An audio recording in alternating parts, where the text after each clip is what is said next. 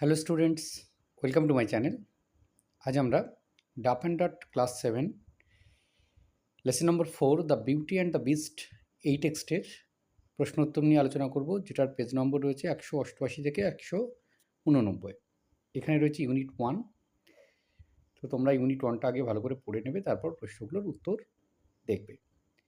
হু ওয়াজ বেলি? বেলি কে ছিল? বেলি was the youngest daughter of A wealthy merchant. বেলি ছিল একজন ওই ধনী বণিক বা ব্যবসায়ীর ছোট মেয়ে। She was very beautiful and pure at heart. সে ছিল খুব সুন্দর দেখতে আর মনের দিক থেকে ছিল সৎ। 2 নম্বর প্রশ্ন, what was the difference between বেলি অ্যান্ড হার টু সিস্টার? বেলি আর তার দুই বোনের মধ্যে পার্থক্য কী? বেলি was kind and pure hearted. বেলি ছিল দয়ালু এবং তার হৃদয় ছিল খুব পিওর, মানে বিশুদ্ধ। But her two sisters were weak and selfish. কিন্তু তার দুই বোন ছিল খুবই খারাপ এবং স্বার্থপর। Why did the wealthy merchant and his daughters begin to live in a small farm house in a village? যে সেই ধনী বণিকটা তার মেয়েদেরকে নিয়ে গ্রামের ছোট্ট খামার বাড়িতে কেন বাস করছিল? উত্তর হচ্ছে, they began to live in a small farm house because the merchant lost all his wealth in a violent storm at sea. সেই তারা একটা ছোট্ট খামার বাড়িতে থাকতে শুরু করেছিল কারণ বণিক তার সমস্ত সম্পদ হারিয়েছিল সেই ভয়ঙ্কর ঝড়ে সমুদ্রে। What did the merchant hear one day? বণিকটা একদিন কী শুনলো? যে one day the merchant heard that one of his trading ships had return safely to the port. যে একদিন সে শুনলো যে তার যে হচ্ছে জাহাজ, হ্যাঁ, সেই জাহাজটা ফিরে এসেছে, বন্দরে ফিরে এসেছে।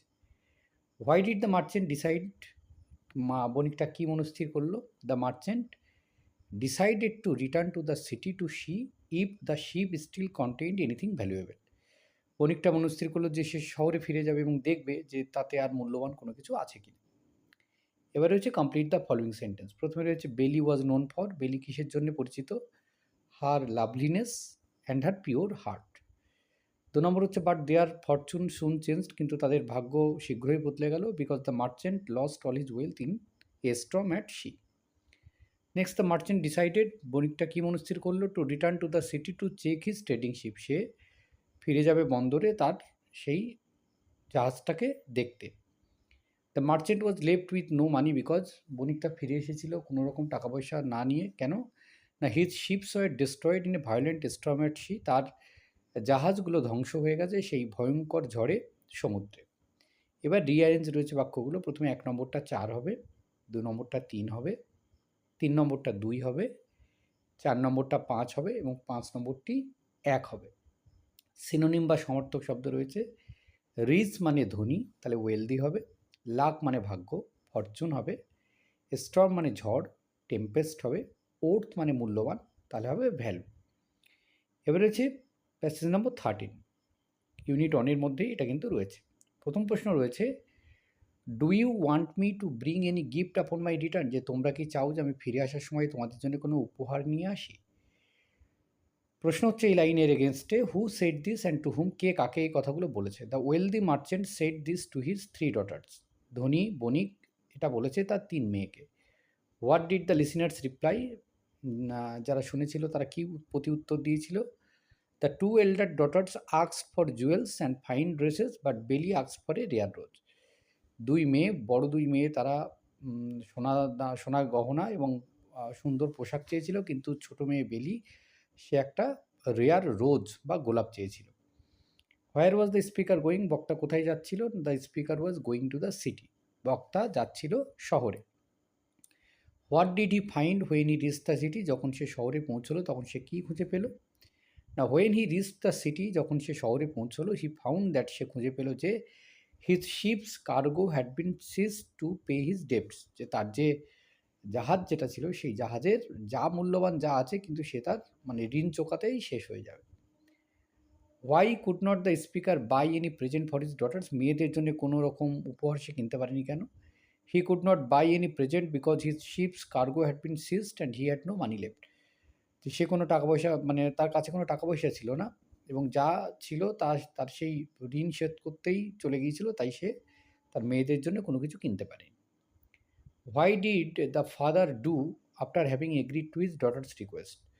সেই মেয়েদের অনুরোধ রাখার জন্য তার বাবা কী করলো? After agreeing to his daughters request, father said off for the city.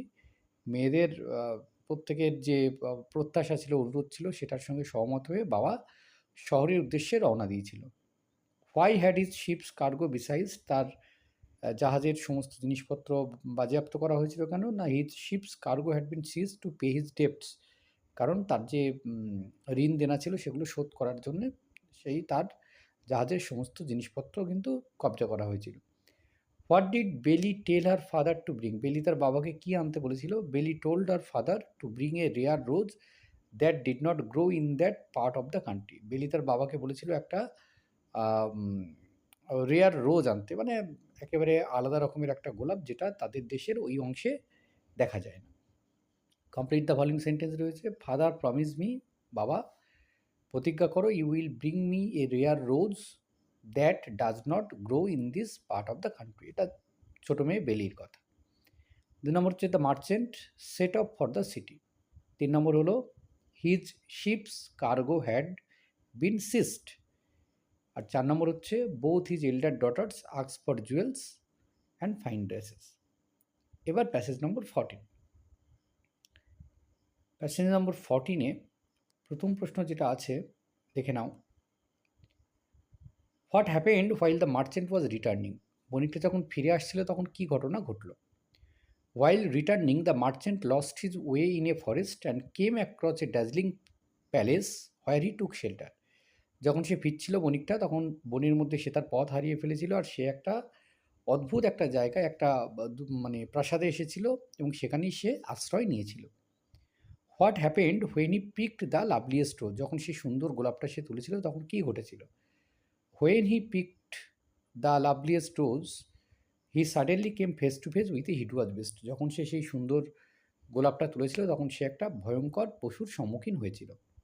On what condition did the beast set him free? আর কোন শর্তে বিস্ট তাকে ছেড়ে দিচ্ছিল?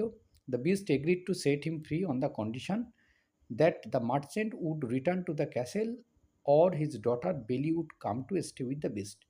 বিস্ট এই অর্থে তাকে ছেড়ে দিচ্ছিল যে যদি সে নিজে থেকে দুর্গে চলে আসে অথবা তার মেয়ে বেলিকে এখানে তার সঙ্গে থাকতে পাঠায়, তাহলেই সে একমাত্র তাকে মুক্ত করতে পারে।